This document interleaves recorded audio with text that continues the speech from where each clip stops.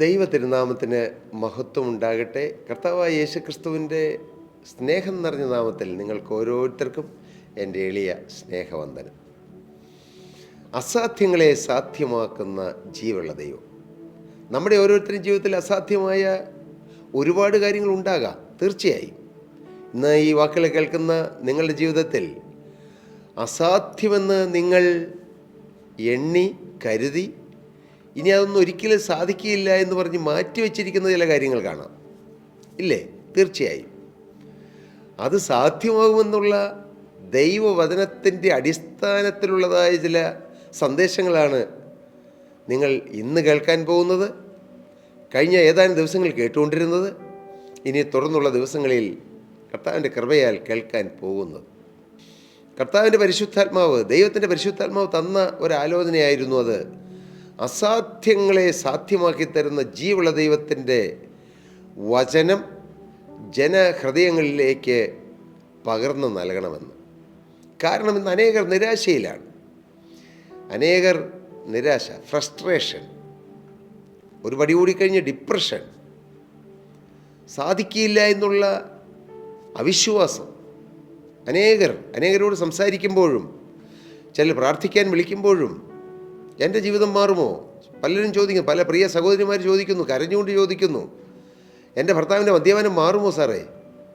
എൻ്റെ മകന് ഒരു നല്ല സ്വഭാവം കിട്ടുമോ സാറേ? ചോദിക്കാറുണ്ട്.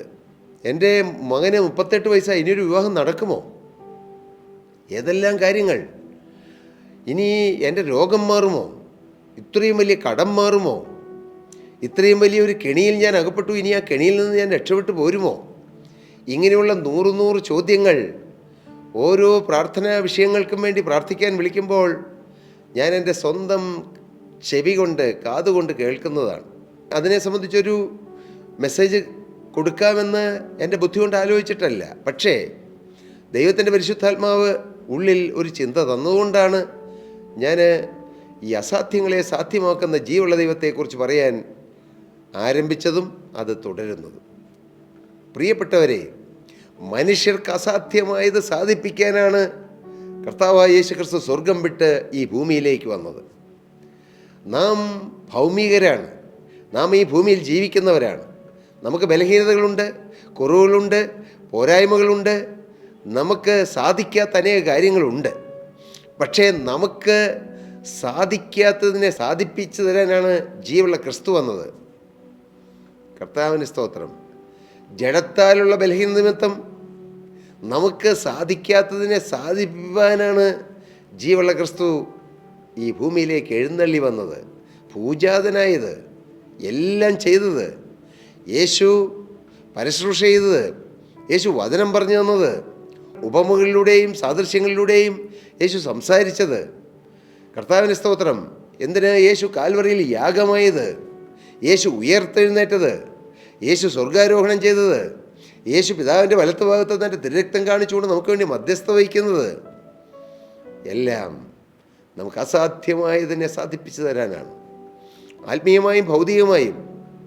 ക്രിസ്തീയ ജീവിതം എന്ന് പറയുമ്പോൾ അത് ആത്മീയം മാത്രമേ ചിന്തിക്കൂ എന്ന് ചിന്തിക്കേണ്ട ജീവിതമല്ല. എന്നാൽ ചിലത് ഭൗതികമായ നന്മ മാത്രമേ ചിന്തിക്കൂ എന്ന് ചിന്തിക്കുന്നവരുമുണ്ട്. അതുമല്ല. ക്രിസ്തീയ ജീവിതം നമ്മുടെ ആത്മീയവും ഭൗതികവുമായ എല്ലാ മേഖലകളിലേക്കും ജീവനുള്ള ദൈവത്തിൻ്റെ വചനവും ദൈവത്തിൻ്റെ കൃപയും ദൈവത്തിൻ്റെ ശക്തിയും ഇറങ്ങിച്ചെന്ന് നമുക്ക് അസാധ്യമായത് സാധിപ്പിച്ച് അത് ഓർത്ത് കർത്താവിനെ സ്തുതിക്കാൻ നമ്മുടെ മനസ്സിനെ പരുവപ്പെടുത്തുകയും നാം ആ നന്ദിയുള്ള ഹൃദയത്തോടെ ആരാധനയിൽ ദൈവത്തെ മഹത്വപ്പെടുത്തുകയും ചെയ്യണമെന്നുള്ളതാണ് ദൈവത്തിൻ്റെ ഇഷ്ടം. നിങ്ങൾക്ക് മനസ്സിലായോ? ദൈവം നമുക്ക് അസാധ്യമായ കാര്യങ്ങളെ സാധിപ്പിച്ചു തരുന്നത് നമുക്ക് ചില നന്മകൾ ചെയ്തു തരണമെന്നുള്ള ദൈവത്തിൻ്റെ ഇഷ്ടം മാത്രമല്ല, അതുണ്ട്. പക്ഷേ ദൈവത്തിന് മഹത്വം കിട്ടണമെന്നുള്ളതും അതിലൊരു പ്രധാനപ്പെട്ട കാര്യമാണ്. ഗലീലയിലെ കാനാവിൽ പച്ചവെള്ളത്തെ ദൈവം വീഞ്ഞാക്കി. അവിടെ എഴുതി വെച്ചിരിക്കുന്നു, അങ്ങനെ ദൈവത്തിന് മഹത്വം ഉണ്ടായി എന്ന്, കർത്താവിന് മഹത്വം കിട്ടിയെന്ന്. ആ ഗലീലയിലെ കാനാവിലെ ആ വീട്ടിൽ അവരുടെ ആവശ്യങ്ങൾ കർത്താവ് നിറവേറ്റി കൊടുത്തു. അവരുടെ കണ്ണുനീര് കർത്താവ് ഒപ്പി. അവർക്ക് അത്യാവശ്യമായി ലഭിക്കേണ്ടത് കർത്താവ് നൽകി. അതൊരു ഭൗതിക നന്മയായിരുന്നു, ഇല്ലേ? ആത്മീയമായ മാത്രം കാര്യങ്ങളെ ക്രിസ്തീയ ജീവിതത്തിൽ ഉള്ളൂ എന്ന് ചിന്തിക്കുന്നവർക്കുള്ള ഒരു മറുപടിയാണത്. യേശുക്രിസ്തു ഗലീലയിലെ കാനാവിൽ പച്ചവെള്ളത്തെ വീഞ്ഞാക്കുകയാണ് ചെയ്തത്. ഒരു ഭൗതിക നന്മ കൊടുക്കുകയാണ് ചെയ്തത്. ഒരുപക്ഷെ അതിന് ആത്മീയമായ ആശയങ്ങളുണ്ടാകാം. പക്ഷേ പ്രകടമായും യേശുക്രിസ്തു ഒരു ഭൗതിക നന്മ, ഒരു നിന്ന മാറ്റി. ഒരു പാവപ്പെട്ട കുടുംബം, നല്ലൊരു വിവാഹം നടക്കുന്നു. പക്ഷെ പെട്ടെന്നാണ് അവിടെ ഏറ്റവും പ്രധാനമായും വിളമ്പേണ്ടതായ ആ വീഞ്ഞ് തീർന്നു പോയത്. യഹൂദന്മാരുടെ വിവാഹ സദ്യകളിൽ അവിടെ വീഞ്ഞ് ഒരു പ്രധാനപ്പെട്ട കാര്യമാണ്, നോൺ ആൽക്കഹോളിക് വൈൻ. പലരും ചിന്തിക്കുക യേശുക്രിസ്തു പച്ചവെള്ളം കൊണ്ട് വീഞ്ഞാക്കി, എന്നാൽ അപ്പം ഇച്ചിരി മദ്യം കുടിച്ചാൽ എന്താന്ന്. പ്രിയപ്പെട്ടവരെ, മദ്യമല്ല അവിടെ വിളമ്പിയത്, അത് നോൺ ആൽക്കഹോളിക് വൈനാണ്. അത് യഹൂദന്മാരുടെ ഏറ്റവും പ്രധാനപ്പെട്ട ഒരു വിഭവമാണ് വിവാഹ വേദികളിൽ. അത് തീർന്നു പോകുക എന്ന് പറഞ്ഞാൽ വളരെ അപമാനമാണ്. പിന്നെ ആ കുടുംബത്തിന് വളരെ അപമാനം. പക്ഷേ അപമാനം വരേണ്ട സ്ഥാനത്ത് യേശു ഓടിച്ചെന്ന് അവരുടെ അപമാനം മാറ്റി, നിന്ന മാറ്റി. അവർക്കൊരു അത്യാവശ്യമായിരുന്നു അത്. അത്യാവശ്യമുള്ളൊരു സ്ഥലത്തേക്ക് ഓടി വരുന്നവനാണ് ക്രിസ്തു. നിന്നയുള്ളവരുടെ നിന്ന മാറ്റാൻ ഓടി വരുന്നവനാണ് ക്രിസ്തു. ഹല്ലേലൂയ. കരഞ്ഞ് കണ്ണുനീരൊഴുക്കുന്നവരെ കണ്ണുനീർ തുടയ്ക്കുന്നവനാണ് ക്രിസ്തു. ഇന്ന് നിങ്ങൾ ഈ വാക്കുകൾ കേൾക്കുന്ന നിങ്ങൾ ആരെങ്കിലും നിന്ദിക്കപ്പെട്ടും ത്യജിക്കപ്പെട്ടും ഒറ്റപ്പെടുത്തപ്പെട്ടും നിങ്ങൾ സൈഡ് ട്രാക്ക് ചെയ്യുമെന്ന് പറയും അല്ലേ, സൈഡിലേക്ക് അങ്ങ് മാറ്റി നിർത്തും. അങ്ങനെയുള്ളതായ ഏതെങ്കിലും അവസ്ഥയിലൂടെ കടന്നു പോകുന്നുണ്ടോ? ഞാൻ ഒറ്റപ്പെട്ടു, എനിക്കെന്നെ അവിടെ സ്ഥാനം, ഞാൻ നിസ്സാരനല്ലേ, എനിക്ക് വലിയ മാന്യതയൊന്നുമില്ല, എൻ്റെ കുടുംബം അങ്ങനെയല്ലേ, എൻ്റെ അപ്പനും അമ്മയും അങ്ങനെയല്ലേ, എൻ്റെ കുടുംബ പാരമ്പര്യം അതല്ലേ, എൻ്റെ സാമ്പത്തിക നിലവാരം അതല്ലേ, എൻ്റെ ശരീരത്തിൻ്റെ ആരോഗ്യം ഇതല്ലേ, ഇതെല്ലാം പറഞ്ഞ് സ്വന്തം ജീവിതത്തിലെ ചില കുറവുകളും പോരായ്മകളും കണ്ട് അതിൽ ഒരു ഇൻഫീരിയോറിറ്റി ഉണ്ടാക്കിയെടുത്ത് തന്നെത്താൻ അങ്ങ് മാറ്റി നിർത്തപ്പെട്ട് മറ്റുള്ളവർ മാറ്റി നിർത്തുന്നവരുമുണ്ട്. എന്നാൽ ആരും മാറ്റി നിർത്താതെ ഞാനങ്ങ് മാറി നിൽക്കാമെന്ന് കരുതി ചിന്തിച്ച് മാറി നിൽക്കുന്ന ഒരു വ്യക്തിയാണോ നിങ്ങൾ? നിങ്ങളെ തേടി വരുന്നൊരു യേശുവുണ്ട്. ഹല്ലേലൂയ. അന്ന് കർത്താവ് അടയാളങ്ങളിലെ ആരംഭമായി ഗലീലിലെ കാനാവിൽ പച്ചവെള്ളത്തെ വീഞ്ഞാക്കി. ഇന്നതല്ല വിഷയം. പക്ഷേ എന്തുകൊണ്ടോ ഞാൻ അതിലേക്കെല്ലാം അങ്ങ് പ്രവേശിച്ചു പോകുന്നു. ഇന്ന് ഈ മെസ്സേജ് അതൊന്നും ചിന്തിക്കാനല്ല. യേശു എന്തിനാണ് അത്ഭുതം പ്രവർത്തിക്കുന്നത്? മകനെ, നിൻ്റെ കണ്ണുനീരൊപ്പാനാണ്, നിൻ്റെ നിന്ന മാറ്റാനാണ്, നിൻ്റെ വേദനപ്പെട്ട ഹൃദയത്തിൽ ആശ്വാസം തരാനാണ്, പോരാ ദൈവത്തിന് മഹത്വം കിട്ടാനാണ്. നിന്നിലൊരത്ഭുതം പ്രവർത്തിച്ച് ഇങ്ങനെയും പ്രവർത്തിക്കുന്ന ഒരു ദൈവമുണ്ടെന്ന് ലോകത്തിന് കാണിച്ചു കൊടുക്കാൻ, നിന്നെ യേശുവിൻ്റെ സാക്ഷിയാക്കാനാണ്. ഹല്ലേലൂയ. പ്രിയപ്പെട്ട സഹോദരീ സഹോദരങ്ങളെ, ഞാൻ പലപ്പോഴും എനിക്ക് കിട്ടുന്ന വേദികളിൽ ഞാൻ പറയാറുണ്ട്, നിങ്ങൾ ഓരോരുത്തരും കർത്താവിൻ്റെ വേല ചെയ്യണമെന്ന്, കർത്താവിനെ സാക്ഷിക്കണമെന്ന്. ഞാൻ എൻ്റെ അനുഭവത്തോട് ചേർത്താണ് അത് പറയുന്നത്. എൻ്റെ ജീവിതത്തിൽ ഇല്ലാത്തൊരു കാര്യം ഞാൻ പ്രസംഗത്തിലൂടെ പറയാൻ ഒരു കാരണവശാലും ശ്രമിക്കാറില്ല. ഏതെങ്കിലും അബദ്ധത്തിൽ വന്നു പോയെങ്കിലേ ഉള്ളൂ. കർത്താവിന് സ്തോത്രം. ഞാൻ എല്ലാം തികഞ്ഞുകൊണ്ടല്ല പറയുന്നത്. പക്ഷേ എൻ്റെ ജീവിതത്തിലില്ലാത്തത് ജനത്തോട് പറഞ്ഞാൽ ജനത്തിന് പ്രയോജനം കിട്ടിയില്ലെന്ന് എനിക്കറിയാം. സ്തോത്രം. ഞാൻ മറ്റുള്ളവരോട് യേശുവിനെ സാക്ഷിക്കണമെന്ന് നിരന്തരം പറയാൻ കാരണം, ഒരു പ്രാവശ്യമെങ്കിലും യേശുവിനെ സാക്ഷിക്കാൻ എനിക്ക് കിട്ടുന്ന അവസരം ഞാൻ ഒരിക്കലും നഷ്ടപ്പെടുത്താറില്ല. കാരണം അത് നഷ്ടപ്പെടുത്തുന്നത് കോടിക്കണക്കിന് രൂപ നഷ്ടപ്പെടുന്നതിലും വലിയൊരു നഷ്ടമായിട്ടാണ് എൻ്റെ ഹൃദയം കാണുന്നത്. യേശുവിനെ സാക്ഷിക്കാൻ കിട്ടുന്ന ഒരു കൊച്ചവസരം പോലും നഷ്ടപ്പെടുത്തരുത് പ്രിയരെ. അത് വലിയ ഭാഗ്യമാണ്. കാരണം കർത്താവ് പറഞ്ഞു, നിങ്ങൾ മനുഷ്യരുടെ മുമ്പിൽ എന്നെ ഏറ്റുപറഞ്ഞാൽ ഞാൻ യേശുക്രിസ്തു പിതാവിൻ്റെയും ദൂതന്മാരുടെ മധ്യത്തിൽ നിങ്ങളെ ഏറ്റുപറയും. സ്വർഗത്തിൽ നാം എത്തിച്ചേരുമ്പോൾ കോടാനുകോടി വിശുദ്ധന്മാരും മാലാഖമാരും ദൂതന്മാരും എല്ലാം ഉള്ളതായ ആ സ്വർഗീയ സദസ്സ്, പിതൃപുത്ര പരിശുദ്ധാത്മാവ് നിറഞ്ഞു നിൽക്കുന്ന ആ സ്വർഗീയ സദസ്സിൽ നമ്മുടെ പേര് വിളിക്കും, മോനെ നീഞ്ഞു വാ, നീഞ്ഞു വാ. പലരും മാറ്റി നിർത്തപ്പെട്ടവരായിരിക്കും നമ്മൾ. പക്ഷേ നമ്മളെ കർത്താവ് മാറ്റി നിർത്താതെ ചേർത്ത് പിടിക്കും. കോടിക്കണക്കിന് ജനങ്ങളുടെ മധ്യത്തിൽ നമ്മുടെ പേര് വിളിക്കും. കർത്താവ് അഭിമാനത്തോടെ പറയും, ഇതെൻ്റെ മകൻ, ഇവൻ എൻ്റെ സാക്ഷിയായിരുന്നു, ഇവളെൻ്റെ സാക്ഷിയായിരുന്നു, എൻ്റെ മനുഷ്യരുടെ മുമ്പിൽ ഇവളെ ഏറ്റുപറഞ്ഞവളാണ്, ഞാനും ഇവളെ ഏറ്റുപറയുകയാണെന്ന് പറയും. ഇത് വചനപ്രകാരമാണ് ഞാൻ നിങ്ങളോട് പറയുന്നത്. അതുകൊണ്ട് നമ്മുടെ ജീവിതത്തിൽ ദൈവം ഒരു നന്മ തരുന്നത് നാം മൂടി വയ്ക്കാനല്ല, നാം അത് സാക്ഷ്യം പറയാനാണ്. നിങ്ങൾക്ക് സമാധാനമില്ലാത്ത നിങ്ങൾക്ക് സമാധാനം കിട്ടിയോ? നിങ്ങൾ പറയണം. അത് അനേകം സമാധാനമില്ലാത്തവരെ തൊടും. നിങ്ങൾക്ക് സന്തോഷം കിട്ടിയോ? നിങ്ങളുടെ കടം മാറിയോ? നിങ്ങളുടെ ഞെരുക്കം മാറിയോ? കുടുംബത്തിൽ സമാധാനം കിട്ടിയോ? ഭാര്യയും ഭർത്താവും ഒന്നായി തീർന്നോ? നിങ്ങളുടെ കടബാധ്യത മാറിയോ? നിങ്ങളുടെ രോഗം മാറിയോ? നിങ്ങൾക്ക് ആത്മീയമായൊരു ചൈതന്യം കിട്ടിയോ? നിങ്ങൾക്ക് രക്ഷ കിട്ടിയോ? ഒന്നും മൂടി വയ്ക്കരുത്, മറച്ചു വയ്ക്കരുത്.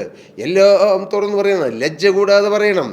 ഞാൻ ഇന്നതായിരുന്നു, എന്നാൽ യേശു എന്നെ മാറ്റി ഞാൻ ഇന്ന് ഇതായിത്തീർന്നു. അതിന് കർത്താവാണ് കാരണഭൂതനെന്ന് നാം ധൈര്യത്തോടെ പറയണം. പ്രിയപ്പെട്ടവരെ, അടയാളങ്ങളും അത്ഭുതങ്ങളും, സയൻസ്, മിറക്കിൾസ് ആൻഡ് വണ്ടേഴ്സ് കർത്താവ് ചെയ്യുന്നത് എന്തിനാണ്? ഒന്ന് നമ്മളെ ആശ്വസിപ്പിക്കാനും നമുക്കൊരു ആശ്വാസം കിട്ടാനും, മറിച്ച് ദൈവത്തിൻ്റെ മഹത്വത്തിനും പോരാ, ഇങ്ങനെയും പ്രവർത്തിക്കുന്ന ഒരു ദൈവമുണ്ടെന്ന് അനേകരെ അറിയുവാനും അനേകർ കർത്താവിലേക്ക് വരാനാണ്. അതുകൊണ്ട് സാക്ഷ്യം പറയാതെ മടിച്ച് മാറി നിൽക്കുന്ന, വചനം പറയാൻ മടിച്ച് മാറി നിൽക്കുന്ന, ദൈവവേലയ്ക്ക് മാറി നിൽക്കുന്നവരാരെങ്കിലും ഈ വാക്ക് കേൾക്കുന്നുണ്ടെങ്കിൽ നിങ്ങൾക്ക് കിട്ടുന്ന ഒരവസരവും നിങ്ങൾ നഷ്ടപ്പെടുത്തരുത്. ഒരിക്കൽ ഒരു പ്രായം ചെന്ന ഒരപ്പച്ചൻ എന്നെ വിളിച്ചു, ബോംബെയിൽ നിന്നും, മഹാരാഷ്ട്രയിൽ നിന്നും എന്നെ വിളിച്ചു. എൻ്റെ ഒരു സൂമിലൂടെയുള്ളതായ ഒരു സാക്ഷ്യം കേട്ടിട്ടാണ് വിളിച്ചത്. എന്നെ വിളിച്ചത് മോനെ എന്നാണ്. മോനെ, ഒരാഴ്ച മഹാരാഷ്ട്രയിൽ വന്ന് നാസിക്കിലും നാഗ്പൂരിലും ഔറംഗാബാദിലും ഞങ്ങളുടെ ചില സുവിശേഷകരോടൊപ്പം മോന് അവിടെയൊക്കെ പറഞ്ഞു ഒന്ന് സാക്ഷ്യം പറയാമോ? ഞാനൊന്നും ആലോചിച്ചില്ല, വരാമെന്ന് പറഞ്ഞു. എൻ്റെ വീട്ടിൽ ആലോചിച്ചില്ല, എൻ്റെ ഭാര്യയോട് ആലോചിച്ചില്ല, കുഞ്ഞുങ്ങളോട് ആലോചിച്ചില്ല, ഈവൻ ഞാൻ ജോലി ചെയ്യുന്ന സ്ഥാപനത്തിലും ഞാൻ ആലോചിച്ചില്ല. ഞാൻ വരാമെന്ന് പറഞ്ഞു. പിന്നീടാണ് ഞാൻ ലീവിന് അപ്ലൈ ചെയ്തത്. ഞാൻ ജോലിയോട് ചേർന്ന് കർത്താവിൻ്റെ വേല ചെയ്യുന്ന ഒരു എളിയ ദൈവദാസനാണ്. ഞാൻ പോയതിൻ്റെ ഭംഗി പറയാനല്ല പ്രിയരെ, ചോദിച്ചില്ല. ഞാൻ പിന്നെ ലീവ് കിട്ടുമെന്ന് ചിന്തിച്ചില്ല, വീട്ടിൽ ആലോചിച്ചില്ല. കാരണം യേശുവിനെ സാക്ഷിക്കാൻ കിട്ടുന്ന അവസരം ഒരിക്കലും നഷ്ടപ്പെടുത്തരുതെന്നാണ് എൻ്റെ അഭിപ്രായം. അത് കർത്താവിൻ്റെ കൽപ്പനയാണ്, കർത്താവിൻ്റെ ദാഹമാണ്. സ്തോത്രം, കർത്താവിന് സ്തോത്രം. അതൊക്കെ വേറെ വിഷയമാണല്ലോ, അത് പറയാം. യേശുവിനെ സാക്ഷിക്കണം. സാക്ഷിക്കേണ്ടത് എങ്ങനെയാണ്, എല്ലാം ആരൊക്കെ സാക്ഷിച്ചു, എല്ലാം ഞാൻ പിന്നീട് നമുക്ക് എന്തെങ്കിലും ചിന്തിക്കും. ഇന്ന് ഞാൻ ഈ വാക്കുകളെ നിർത്താൻ പോകട്ടെ. അത്ഭുതങ്ങളും അടയാളം പ്രവർത്തിക്കുന്ന ഒരു ദൈവമുണ്ട്. ഹല്ലേലൂയ.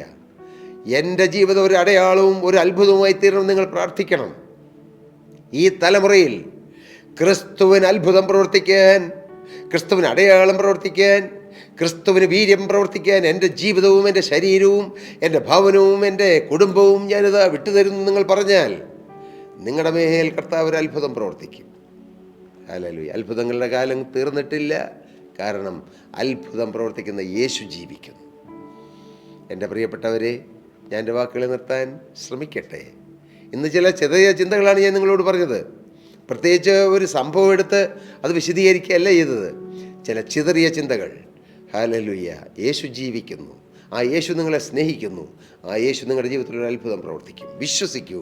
ദൈവകരങ്ങളിലേക്ക് നിങ്ങളെ തന്നെ കൊടുക്കൂ. കർത്താവ് നിങ്ങളെ അനുഗ്രഹിക്കട്ടെ. ദൈവനാമം മഹത്വപ്പെടട്ടെ. പ്രിയ സഹോദരീ സഹോദരങ്ങളെ, നിങ്ങൾക്ക് പ്രാർത്ഥനാ വിഷയങ്ങളുണ്ടോ? ഏതെങ്കിലും കാര്യം ഞങ്ങളുമായി ഷെയർ ചെയ്യാനുണ്ടോ? തീർച്ചയായും താഴെ കാണുന്ന നമ്പറിൽ ഞങ്ങളുമായി കോൺടാക്റ്റ് ചെയ്താൽ ഞങ്ങൾ നിങ്ങൾക്ക് വേണ്ടി പ്രാർത്ഥിക്കാം. ഞങ്ങളുടെ പ്രെയർ വാരിയേഴ്സ് ടീം നിങ്ങൾക്ക് വേണ്ടി പ്രാർത്ഥിക്കും. ഞങ്ങളുടെ പ്രെയർ ഡെസ്കിൽ നിന്നും നിങ്ങളെ വിളിച്ച് കമ്മ്യൂണിക്കേറ്റ് ചെയ്യും. കർത്താവ് നിങ്ങളെ നിറവടി അനുഗ്രഹിക്കട്ടെ. ദൈവനാമം മഹത്വപ്പെടട്ടെ. സ്തോത്രം.